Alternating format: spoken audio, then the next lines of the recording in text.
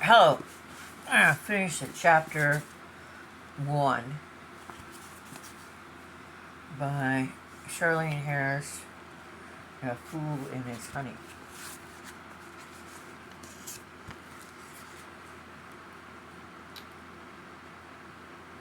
Martin Bartel's office, Marnie Sands says. Her raspy voice was all business. Mrs. Sands, this is Aurora. I need to speak to Martin. It has taken me weeks to stop apologizing for disturbing him. I'm sorry, Mrs. Sands says, her voice several degrees warmer than it had been when I first married Martin. But Mr. Martell is out in the plant. Want me to page him? I thought of trying to tell Martin that his niece was here with an unexpected baby over the telephone where he stood surrounded by employees. No, that's okay. I told the secretary, please ask him to call me before he starts for home. I hung up the phone. I made a face, the kind of face my mother always warned me would make my features stick in permanent disgust, and strolled back across the hall to Regina. She was putting some bottles of formula in the refrigerator. I just made myself at home, she said brightly. She'd gotten out a pan and boiled some water and emptied a can of formula. Powder was on the counter by the sink. It always helps to have plenty made up, ready to heat. Now, when I heat them up, I described the process at tedious length. Hayden stared at me with big round eyes. Google some babies have. He was a cute little guy with a pink mouth and rosy cheeks. In fact, he was strikingly fairer than Regina, who was pretty enough, but endowed with a dark complexion and wide hips. Her own mother bequeathed her. It means her mother's got a big ass. Hayden waved his arms and made a sudden gurgling sound. Regina looked at him adoringly. Isn't he wonderful? She asked. He's so cute, I said. Tried not to sound yearning. Too bad Uncle Martell's too old to have another kid. You know, that's erroneous thought because Tony Randall was 71 when he had his first child. Too bad Uncle Martin's too old to have another kid, Regina said, actually giggling at the idea. I could feel my back stiffen, and I was sure my face had followed suit. We talked about it, I said in a voice of pure ice, but unfortunately I'm not able. Martin, who was staring 50 in the face, hadn't been able to work up any enthusiasm for starting another family, though at my just turned birthday of 36, I could still hear my biological clock ticking loudly. However, I was ticking in a malformed wound, which let Martin off the hook as far as making a decision. I began to empty the dishwasher all the time, telling myself I'd sounded hostile, and I had to calm down. Regina, who really seemed to be remarkably tactless, had stuck a sharp stick into my tenderness grievance, my inability to have children. She was staring at me now, trying to look properly cowed. When I detected a certain what? Satisfaction. Her eyes had the same look I saw in Madeline's when she left those footprints all over Martin's windshield. Remember Madeline's the cat? I had a sudden inspiration. Would it suit you if you and Hayden stayed over the garage in the apartment? I asked, trying to make my voice light and friendly. That would be super! I wondered when I drove up if that was a separate apartment. Regina said maybe she sounded a tad disappointed that I changed the subject. Hayden still gets up at night, and we'd be less likely to bother you. Let's just take your things over there, I suggested. Taking the keys from the hook by the back door, I grabbed the big diaper bag and Regina's purse and trotted across the covered walkway, up the stairs that ran on the side of the garage toward our house.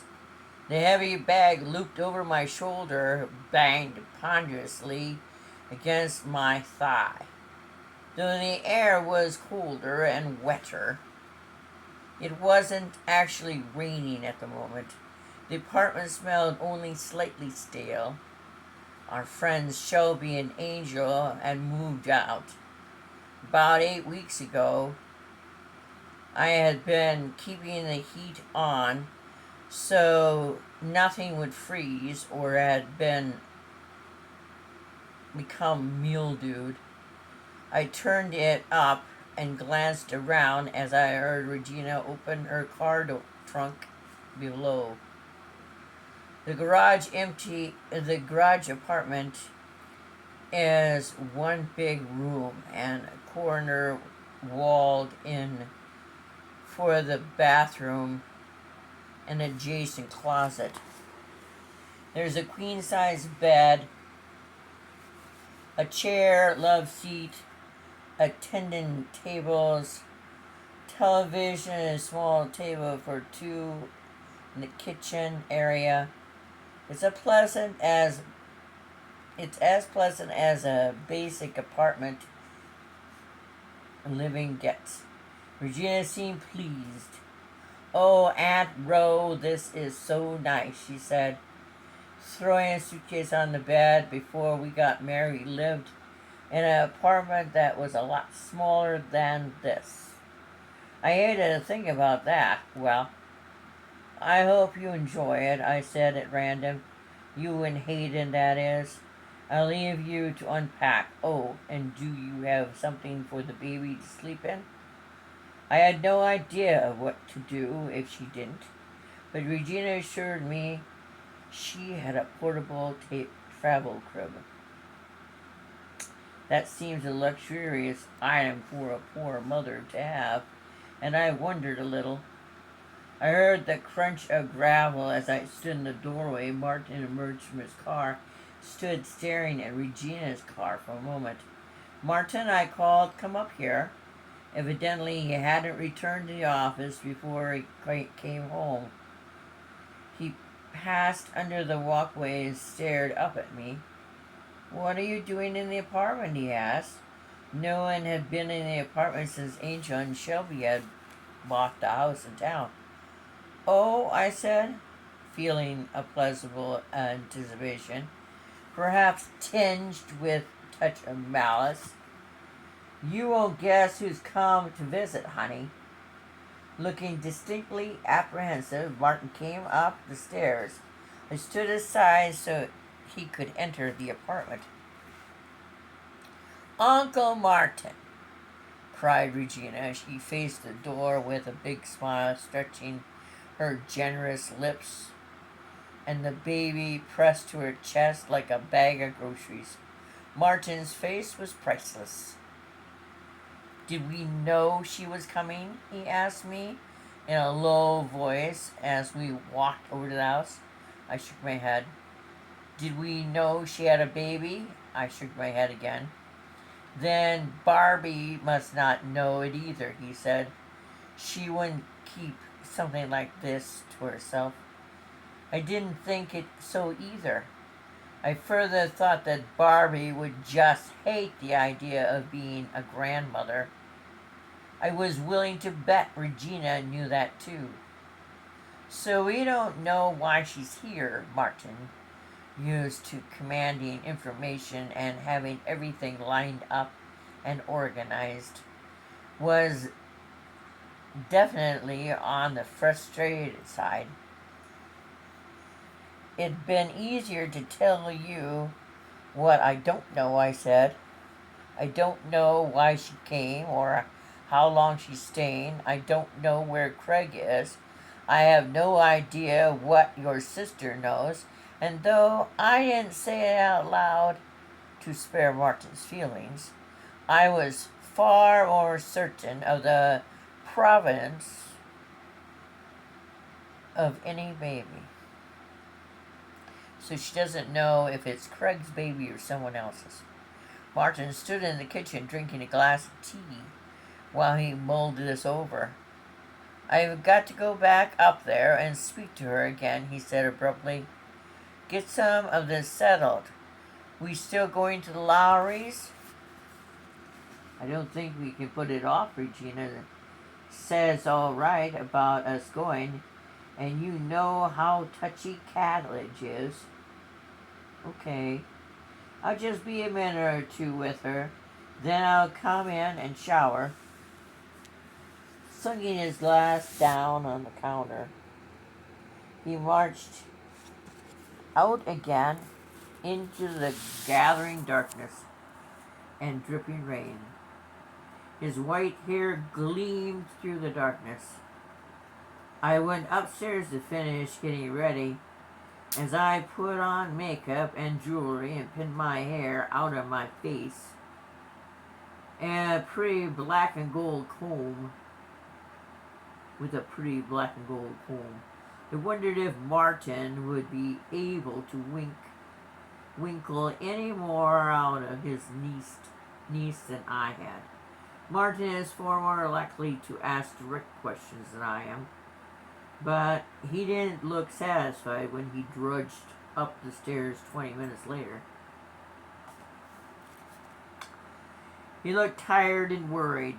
After giving me a quick kiss on the neck, Martin unzipped his pants and sat on the bed to untie his shoes. Hey, sailor, how about it? I asked, in my best Mae West voice.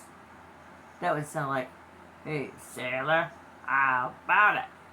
She had a deep voice. Martin flashed me a smile. He glanced at the bedside clock. Afraid we don't have time, he said regretfully.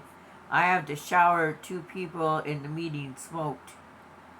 Martin hates the smell of smoke clinging to his hair and clothes. You could have asked him not to, I said mildly. Martin asking might as well be called telling. He was the boss. They're going to retire at the new year, he said. If that weren't the case, I would have kicked their asses out. Into the hall. As of January 1, I'm going to make the entire plant smoke-free zone. We talked about how many smokers Pan Am Agra employed and mulled over our mundane topics as Martin stripped, showered, and redressed. Martin is almost 13 years my senior, but he looks absolutely great without his clothes on, and he's just as attractive dressed. He has snowy white hair, but his eyebrows are still black, and his eyes are light brown. He lifts weights, and his racquetball games are endurance tests for the younger members of the management staff. Didn't you say you had your physical today? Looking at Martin's physique and prompted another train of thought. Yes, he said, rather shortly. My wifely antenna hurt tuned in to what was being said. Wasn't everything all right? Martin had never had a bad physical. In fact, he was usually boastful after his annual checkup required by the plant. Zillman wants me to have a full battery at test just because I'm getting older, Martin added hastily. Before I could even fully develop my concerned expression. He did. Did he find anything? I asked in a voice that said he better let me know everything. He said I was stressed. He just wants to run some more tests, Martin said, standing in front of the closet, picking out his clothes for the evening. I understood from his tone that the subject was closed. We'll schedule those right away, I suggested. Sure. I get Mrs. Sands to do it tomorrow. Did I tell you she's going to be a grandmother? Is she happy about it? Oh, yes. She's already named the baby and picked out a preschool. Not that her daughter knows about that. All this chatter was delaying tactics of Martin's while he thought over what Regina had told him. What Regina say? I asked, as he used his electric razor. Not much, he admitted, sticking out his chin to shave under it. I was sitting in the toilet lid. Not for the first time. It occurred to me how much I enjoyed being married. Just sitting in the bathroom with a man while he shaved, and all little intimacies that entailed. I don't think she is going to tell us why she's here until she's ready. He stretched his upper lip down over his front teeth. I hope nothing's happened to Craig. If he's been in a wreck or been ill, surely she told us. Let us know, I said hesitantly, aware I wasn't on Martin's wavelength. I was thinking more of Craig being in trouble, he said, pulling out a fresh shirt and tucking it in. Do you have on lipstick yet? No, I said, surprised. Martin pulled me to him and gave me one of those wonderful kisses that makes my pulse jump around like a drop of oil in a hot skillet. I responded enthusiastically and let my fingers do the walking. Whoa, whoa, he said, gasping, holding me away. Later, after we come home. It better be a promise, I said, giving him a final pat and sitting at my vanity to twist the tube and apply my rubies. Take it as sworn to, he said. We should have taken 20 extra minutes and been late at the Lowrys. End of chapter 1.